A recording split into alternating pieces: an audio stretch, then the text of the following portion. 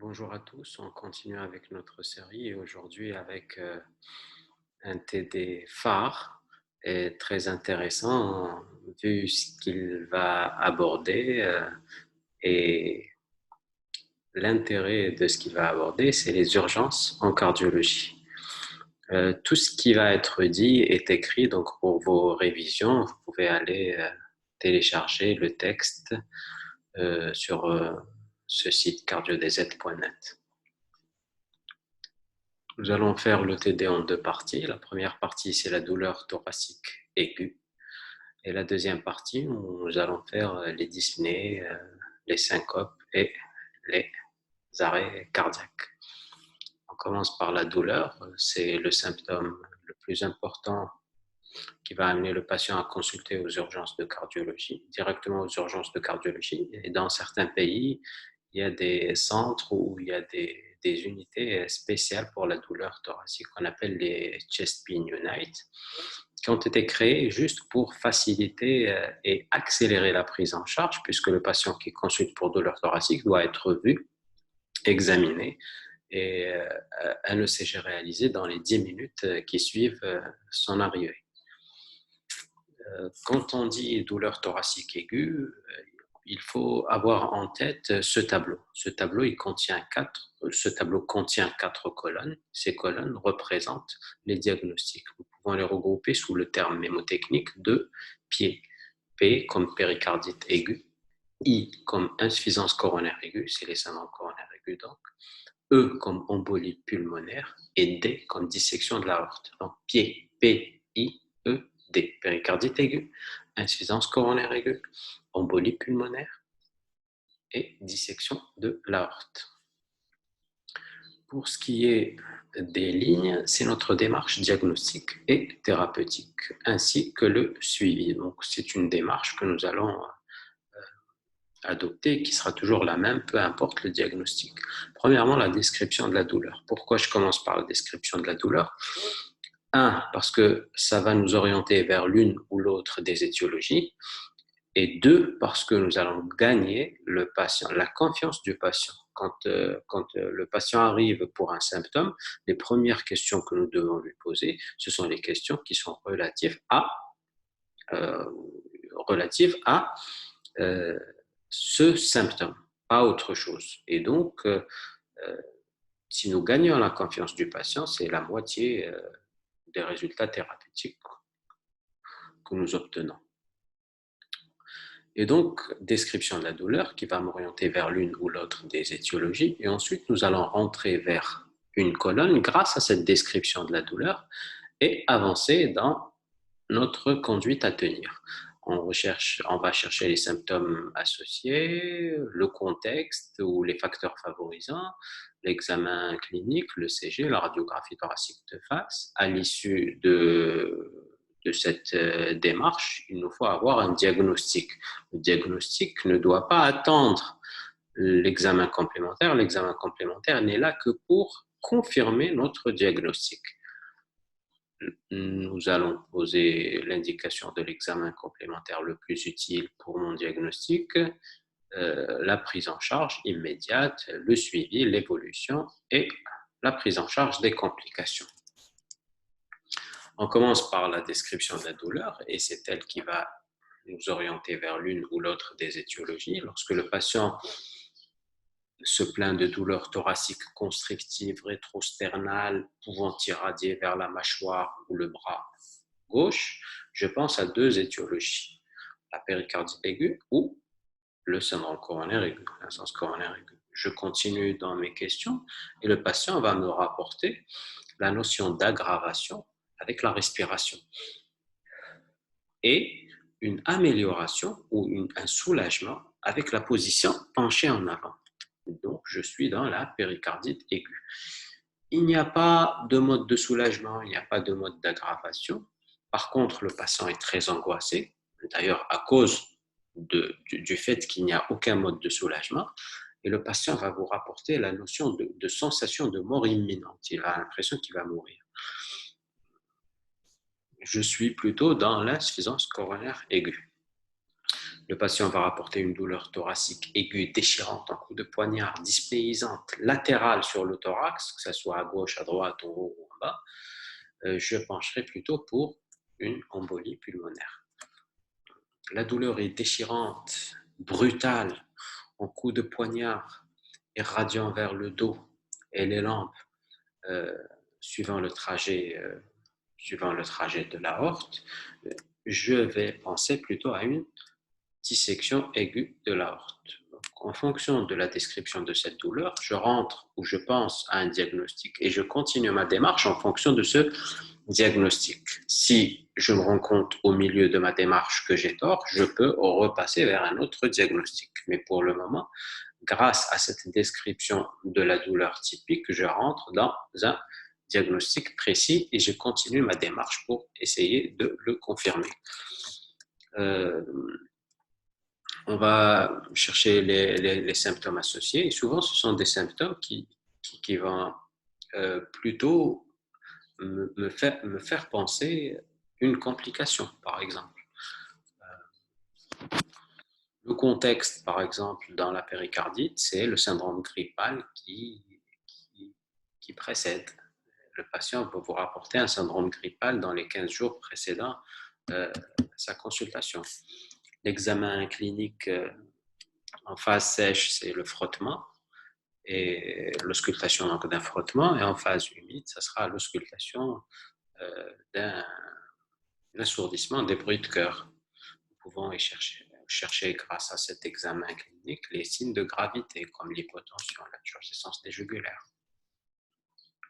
Le CG va rechercher les troubles de la repolarisation, surtout le sus-décalage de ST concave vers le haut et le sous-décalage de PQ, et les signes de l'épanchement et de l'abondance de l'épanchement qui sont le microvoltage et l'alternance électrique. La radiographie thoracique de face, en face sèche, rien du tout, donc une radiographie thoracique de face normale. En phase d'épanchement, nous pouvons avoir d'abord l'effacement ou le flou des bords et ensuite la cardiomégalie avec l'aspect en carafe. À l'issue de cette démarche, j'ai mon diagnostic. Vous voyez que je n'ai pratiquement pas de doute. Si j'ai une description typique, un examen typique et les signes clairs, je n'ai pratiquement aucun doute. Et l'examen complémentaire que je demande en première intention, c'est l'échocardiographie qui va me montrer le décollement péricardique. La prise en charge, c'est bien sûr essayer d'évaluer le risque chez ce patient pour voir s'il doit être hospitalisé ou s'il doit être traité à titre externe et d'hospitaliser le patient qui présente au moins un facteur de gravité qui sont la fièvre supérieure à 38, l'évolution subaiguë, l'épanchement de grande abondance. Donc, si vous voyez plus de 20 mm de décollement à l'échocardiographie, les signes de tamponnade ou de pré-tamponnade, et puis, si le patient est déjà sous AINS, sous traitement standard depuis plus d'une semaine, sans amélioration. On peut avoir également un patient immunodéprimé qui doit être hospitalisé, une notion de traumatisme, un patient sous anticoagulant, ou bien l'élévation des troponines. L'élévation des troponines qui va me signer une myocardo-péricardite. En dehors de ça, le patient peut être traité à titre externe grâce aux AINS qui sont actuellement prescrits sous forme de bithérapie.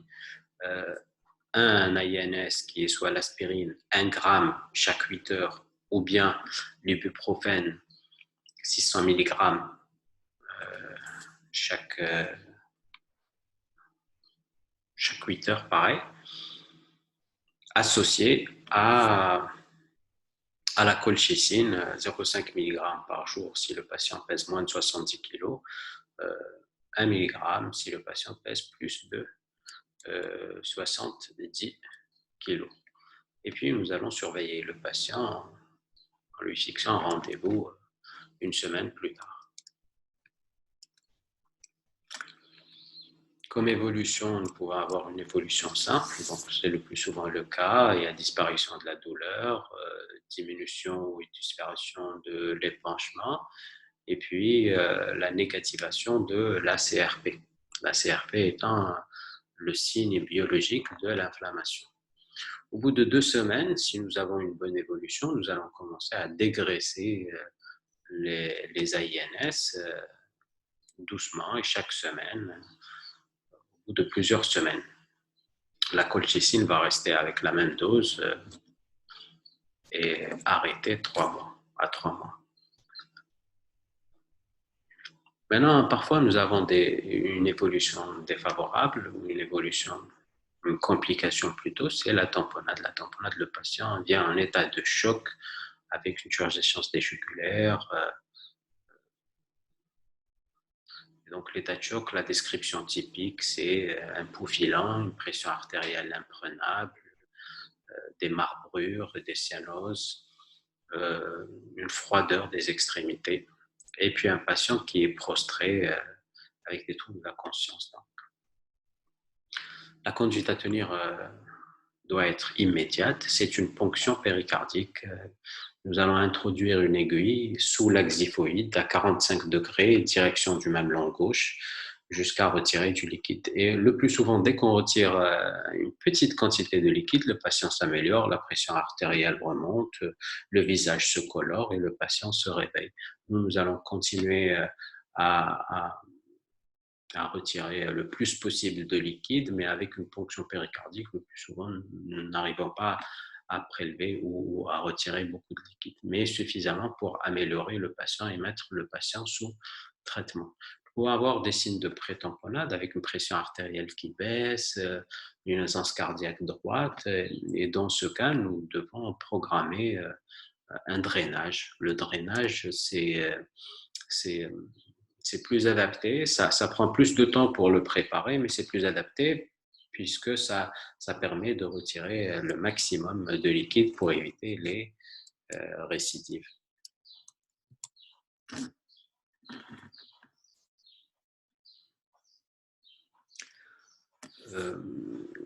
Nous sommes devant une douleur décrite qui ressemble plutôt ou qui m'oriente vers une aisance coronaire aiguë.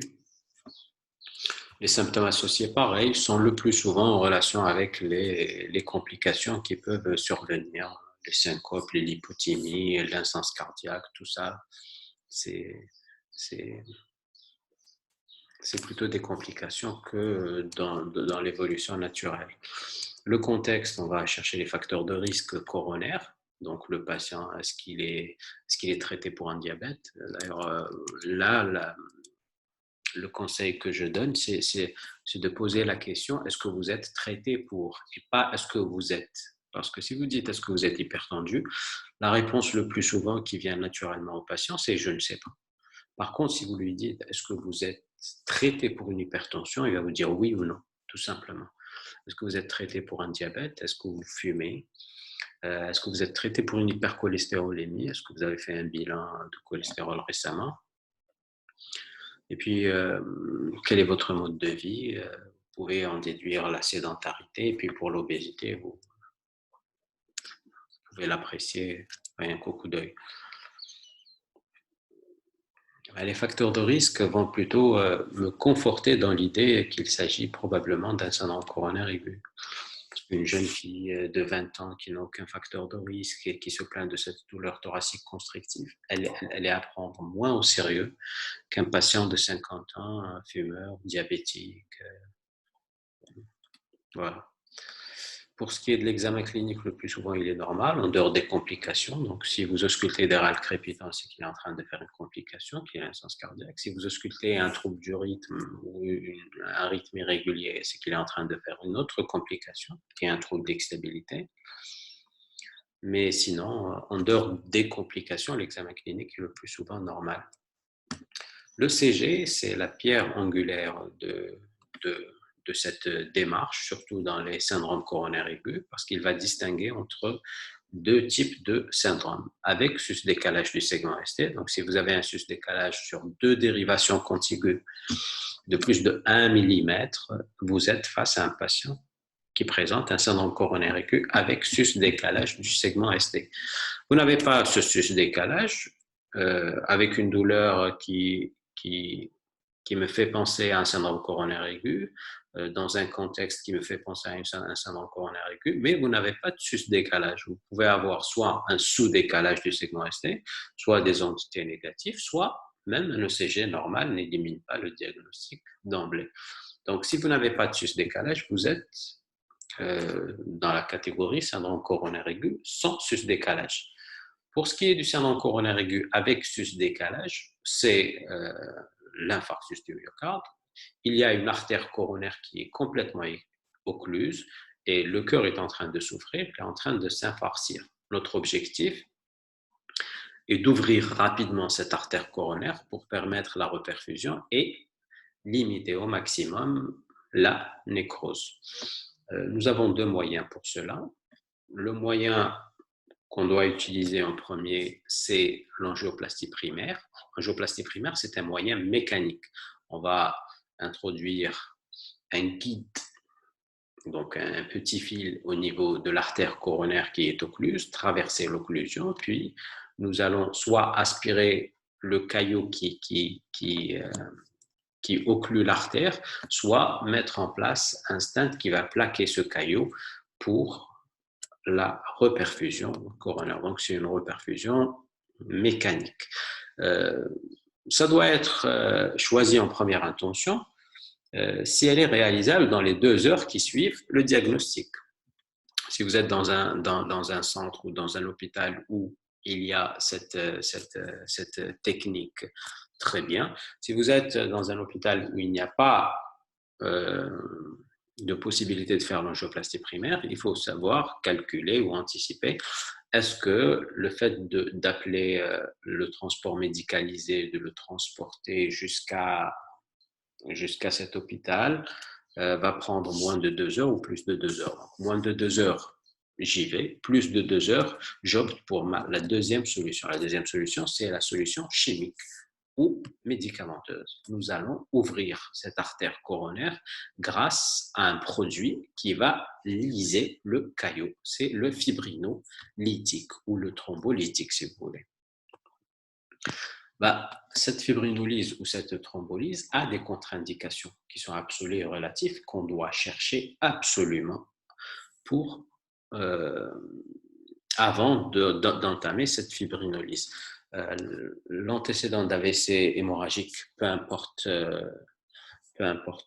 l'ancienneté, un AVC ischémique de moins de 6 mois, toute atteinte neurologique susceptible ou cérébrale susceptible de saigner, une chirurgie récente, un saignement en cours. Voilà quelques-uns des contre-indications que vous devez bien sûr apprendre par cœur pour pouvoir les éliminer les uns après les autres avant d'entamer cette fibrinolyse. La radiographie thoracique de face ne doit pas être réalisée dans ce cas-là et dans les syndromes coronaires aigus. Si vous suspectez un syndrome coronaire aigu, vous ne devez pas réaliser de radiographie thoracique de face parce qu'elle va rien apporter et en plus elle va retarder la prise en charge et mettre le patient, courir des risques inutiles au patient. Associé à cette fibrinolyse ou à cette angioplastie primaire, nous devons utiliser un traitement. Le traitement est standard où le patient va être suivi en unité de soins intensifs et sorti sous le traitement dit, pour s'en rappeler, basique: bêta-bloquant, aspirine, statine, IEC et clopidogrel ou autre thiénopyridine. Pour ce qui est des syndromes coronaires aigus sans sus-décalage du segment ST, la première étape, c'est de commencer à traiter. Bien que nous n'avons pas le diagnostic précis, bien que nous ne sommes pas sûrs, mais nous commençons quand même à traiter. Nous traitons par une trithérapie antithrombotique, donc aspirine, thiénopyridine. Actuellement en Algérie, nous n'avons que le clopidogrel, donc ce sera le clopidogrel. Et puis, troisièmement, un anticoagulant, donc le plus souvent de l'énoxaparine, de l'héparine de bas poids moléculaire. Associé à cette trithérapie antithrombotique, une bithérapie anti-ischémique. Nous allons donner un bêta-bloquant et nous allons donner des dérivés nitrés, le plus souvent à la seringue électrique. Et puis, nous allons suivre l'évolution tout en évaluant le risque. Parce que dans les syndromes coronaires aigus sans 6 décalage, vous avez plusieurs catégories de risques. Le patient qui a très haut risque doit être revascularisé, doit être pris en charge comme un syndrome coronaire aigu avec sus-décalage. Qui sont ces patients à très haut risque? Ce sont des patients qui font de l'insuffisance cardiaque non contrôlée, qui font un état de choc, qui font un orage rythmique, donc des troubles du rythme, qui bougent le CG, c'est-à-dire avec un sus-décalage, sous-décalage, ça monte, ça descend. Chez ces patients qui sont à très haut risque, nous devons aller directement vers la coronarographie et la revascularisation donc, de l'artère qui est suboccluseuse ici. Donc. Les patients à haut risque, ce sont les patients qui ont des troponines élevées, qui ont des troubles de la repolarisation. Pour cela, nous devons réaliser la coronarographie et l'angioplastie dans les 24 heures.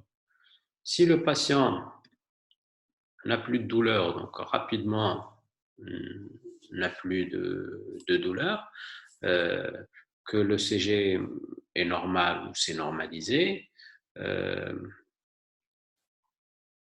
les troponines sont négatives, ce patient peut être soit programmé pour une coronarographie dans les 72 heures, soit programmé pour un test d'ischémie afin d'éliminer ou de confirmer le diagnostic qui est rentré ici dans la chronicité. Ça sera plutôt un syndrome coronaire chronique que aigu et qui va être pris en charge comme une urgence coronaire chronique.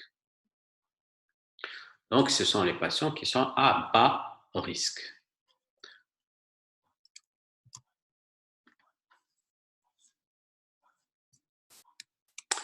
L'examen complémentaire de première intention, en fait, il n'y a pas dans les syndromes coronaires aigus, puisque nous commençons à traiter dès le CG. Alors, les examens complémentaires seront là pour évaluer le risque. L'échocardiographie va évaluer la fraction d'éjection, la cinétique, etc. Les troponines vont évaluer la gravité dans le syndrome coronaire aigu sans sus-décalage. Et puis, les tests d'ischémie vont permettre de redresser un diagnostic chez les patients qui ont un syndrome coronaire aigu sans sus-décalage à faible risque, donc sans modification électrique, sans élévation des troponines et avec disparition rapide de la douleur.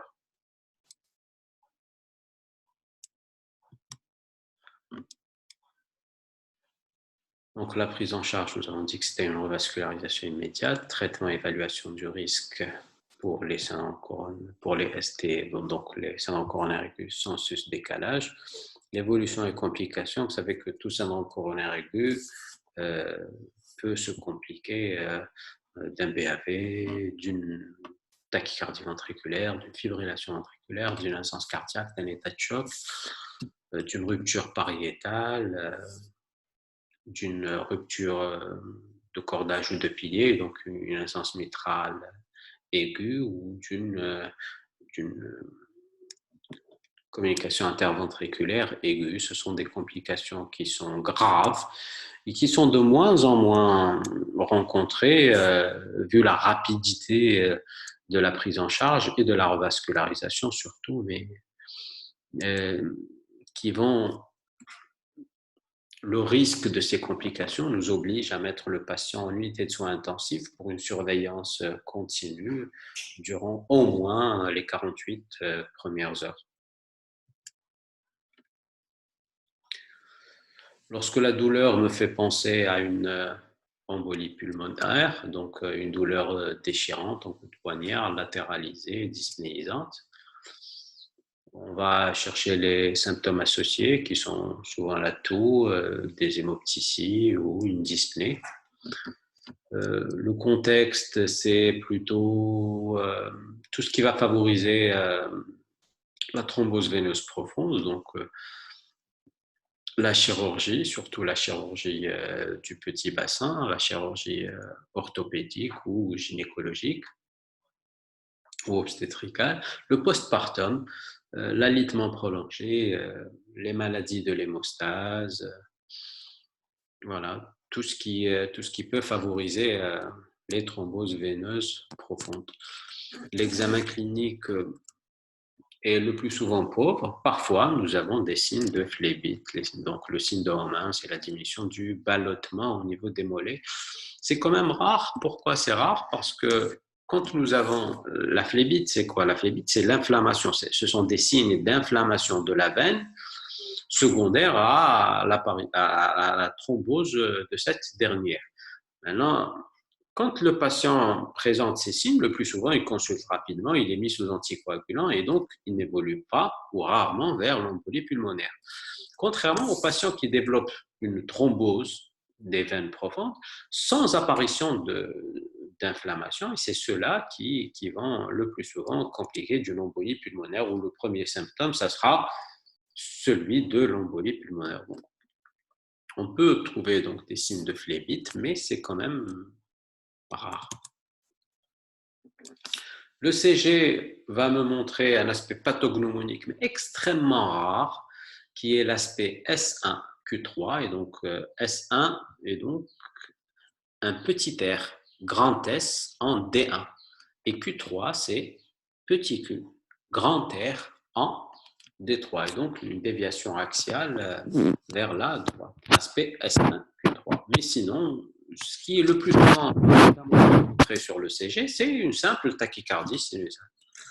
La radiographie thoracique de face, sa particularité et sa particularité première est sa normalité. Rappelez-vous bien de ça, c'est sa normalité. Dans l'embolie pulmonaire, la radiographie thoracique de face est le plus souvent normale.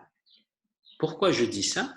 Parce que cette douleur latérale déchirante en coup de poignard dyspnéisante, ça vous fait penser à quoi? Ça vous fait penser à un pneumothorax. Par contre, le pneumothorax à la radiographie thoracique de face, c'est évident. Ça vous fait penser à un épanchement pleural. À la radiographie thoracique de face, vous faites le diagnostic.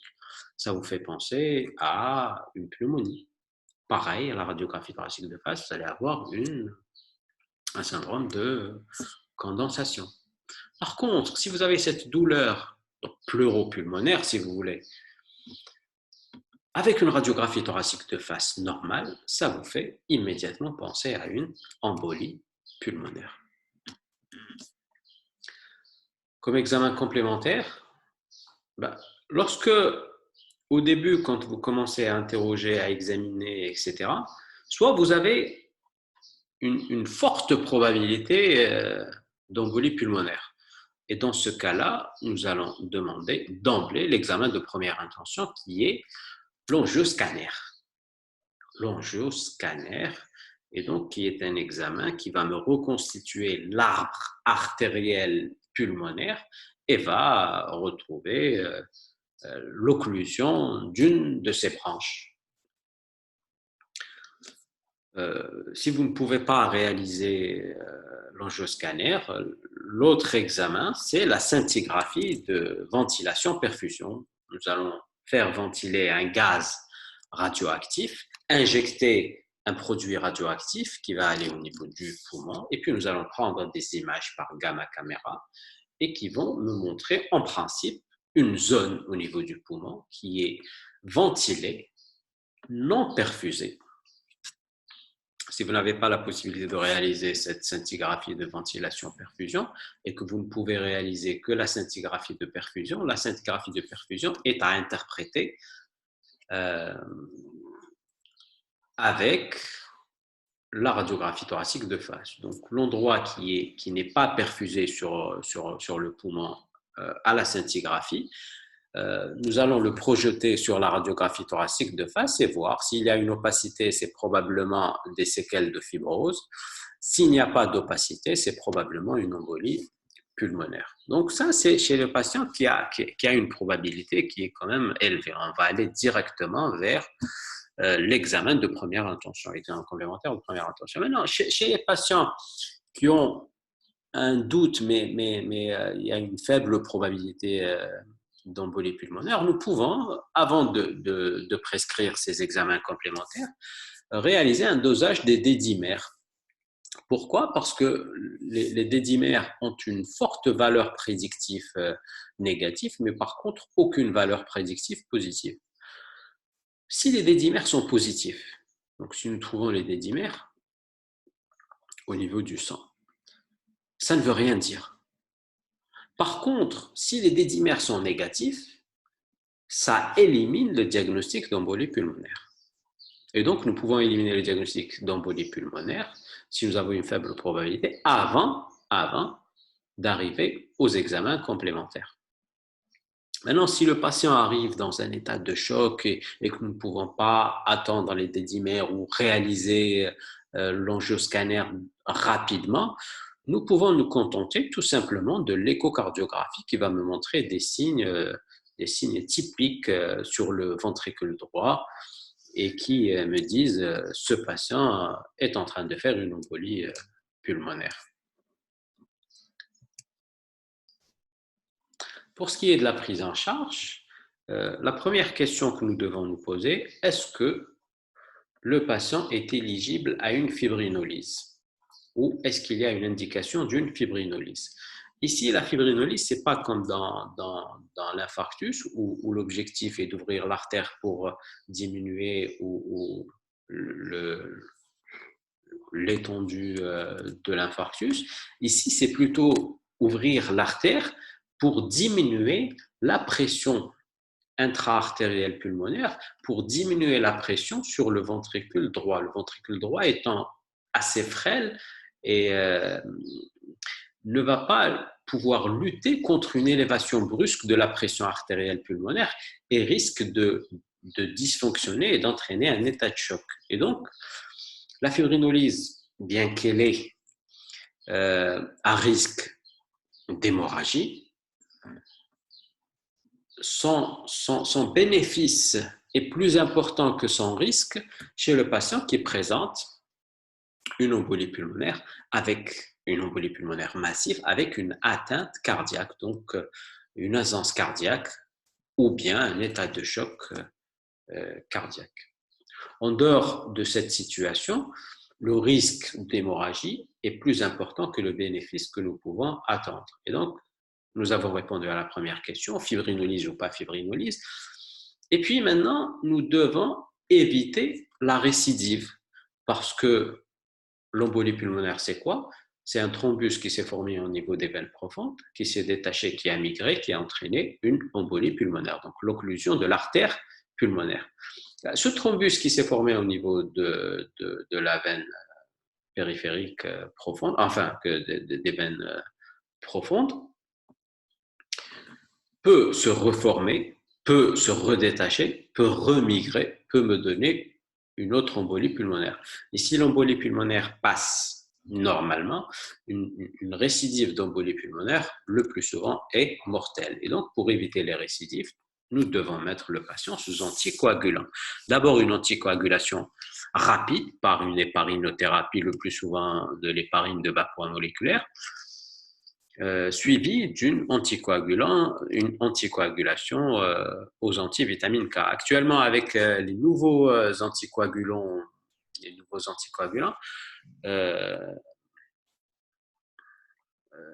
leur action est prévisible et rapide, nous permettent de les prescrire d'emblée et qui peuvent remplacer et l'héparinothérapie avec des doses de charge plus élevées que les doses chroniques et des antivitamines K. Et puis, pour certains patients qui sont à risque hémorragique, par exemple les patients qui sont traités pour une néoplasie, ce qui est recommandé, c'est de les laisser sous héparine de bas poids moléculaire et ne pas introduire les antivitamines K, vu le risque hémorragique que les antivitamines K euh, entraînent chez les patients qui ont par exemple des néoplasies importantes, étendues avec des risques hémorragiques importants. Pour combien de temps l'anticoagulation? Eh ben, si vous êtes pour votre examen, ça sera 3 à 6 mois. Voilà la réponse, est 3 à 6 mois. Mais en réalité, ça dépendra de beaucoup de choses. Ça dépendra tout d'abord du contexte. Si le contexte est connu et que le contexte disparaît, ben, nous sommes confortés dans l'idée que nous allons donner que 3 mois. Si nous n'avons pas de contexte particulier, donc on ne sait pas si le contexte est toujours là ou pas, là, nous devons prolonger au maximum l'anticoagulation. Chez les patients qui ont une pathologie qui ne va pas disparaître, par exemple une coagulopathie ou des troubles de l'hémostase, par exemple un déficit en protéine C, en protéine S ou en antitrypsin 3, là, nous allons donner les anticoagulants le plus souvent à vie.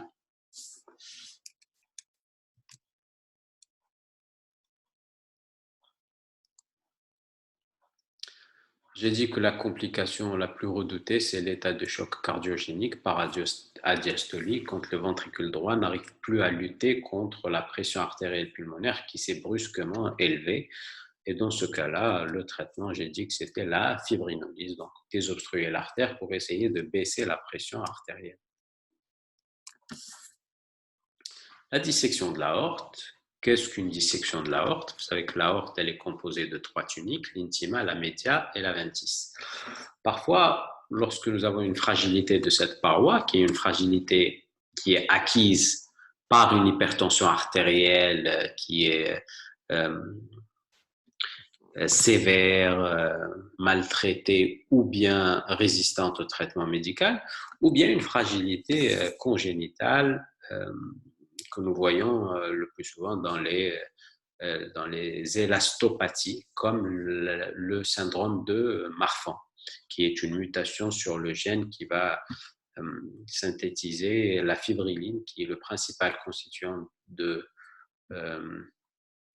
tissu élastique et qui rend ce tissu élastique fragile. Donc cette fragilité de la paroi de l'aorte, qu'elle soit acquise ou congénitale, et la pression au niveau intra-aortique, la pression sanguine, va entraîner quoi? Va entraîner des lésions au niveau de l'intima, où le sang va pénétrer au niveau de l'intima, va déchirer donc la média, mais arriver à la ventice est plus solide. Il n'arrivera pas à percer la ventice. Et donc, que va faire cette pression sanguine qui a pénétré la paroi de l'aorte? Elle va arriver à la ventice, elle va tourner et avancer en déchirant la média. En déchirant la média, elle va créer un second chenal. Donc, le premier chenal, c'est le chenal normal du sang à l'intérieur du vaisseau. Et le deuxième chenal, c'est le chenal dû à cette dissection et donc qui est à l'intérieur de la paroi jusqu'à un moment donné. Donc, ça va continuer à déchirer jusqu'à un moment donné où ça va ressortir. Et donc, nous aurons au niveau de l'aorte un orifice d'entrée, un faux chenal et un orifice de sortie. Nous allons avoir entre le vrai chenal et le faux chenal une paroi qui est composée de l'intima et d'une partie de la média que nous allons appeler le flap intimal qui va bouger entre le mouvement du sang dans les deux chenaux.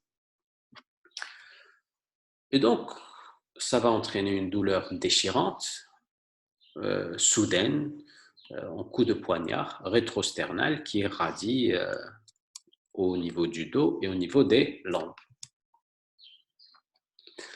Comme le contexte favorisant, j'ai dit que c'était soit une hypertension artérielle sévère, mal équilibrée, ou bien une maladie du tissu élastique comme la maladie de Marfan.